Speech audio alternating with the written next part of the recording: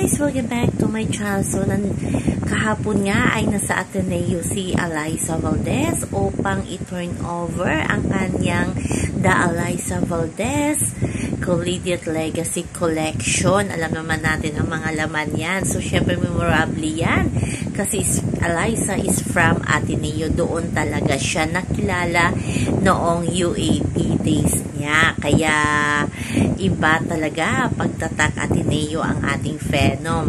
At syempre, dinalaw niya ang Ateneo Lady Eagles at talagang na-starstruck sila kay Alyssa Valdez. Ang iba nga, may pa-TikTok pa kay Alyssa. Yung iba nga, kinikilig. Makalapit lang sa kanila itong si Alyssa Valdez. Syempre, sabi nga ng iba, the Queen Eagle ay dumalaw sa mga Lady Eagle. So, yan lamang po guys ang ating update. Hanggang sa muli. Bye-bye! Always remember, wag po tayong paka-stress.